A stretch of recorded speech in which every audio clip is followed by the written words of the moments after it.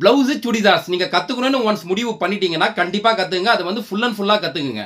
இப்போ வந்து நீங்க ஒரு கிளாஸ்ல போய் கத்துக்கிறீங்க. அங்க வந்து கிளாஸ் எல்லாமே முடிச்சிட்டீங்க. அங்க வந்து கத்துக்கிட்டு எல்லாமே உங்களுக்கு ஃபினிஷ் ஆயிட்டு நீங்க வெளில வந்துட்டீங்க அப்படின்னா நீங்க அதோட வந்து விட்டுற கூடாது.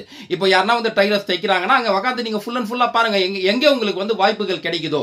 யாரனா இப்போ தைச்சிட்டு இருக்காங்க டைலர்ஸ்னா அங்க நீங்க உட்கார்ந்து பாத்தீங்கன்னா ஒரு 5 இடத்துல நீங்க பாக்குறீங்கன்னா உங்களுக்கு ஒவ்வொரு இடத்துலயும் ஒவ்வொரு ஐடியா கிடைக்கும். அதே மாதிரி நீங்க வீடியோஸ் பார்த்து கூட கத்துக்கலாம்.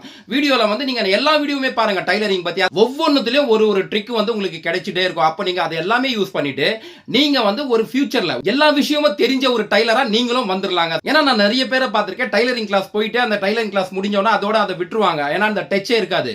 அப்ப அவங்க அந்த 1 இயர் 1.5 இயர் ஆன பிறகு அவங்க வந்து அந்த டைலரிங் ஒர்க்ல வந்துட்டு மறுபடியும் நம்ம அந்த வேலையை ஆரம்பிக்கலாம் அப்படின்னு சொல்லிட்டு அவங்க கத்துக்க போகும்போது எல்லாமே வந்து மறந்து போயிருப்பாங்க. ஏன்னு சொல்லி கேட்டீங்கன்னா அட்லீஸ்ட் நீங்க ஒரு 1 இயர் 2 இயர்ஸ் ஆவது இதுல வந்து நீங்க எக்ஸ்பீரியன்ஸ்ல இருக்கணும். அப்படி இருக்கும் போது தான் உங்களுக்கு வந்து அந்த வேலை வந்து ஒவ்வொன்றும் வந்து உங்களுக்கு கவனத்துல இருக்கும். Okay, thank you.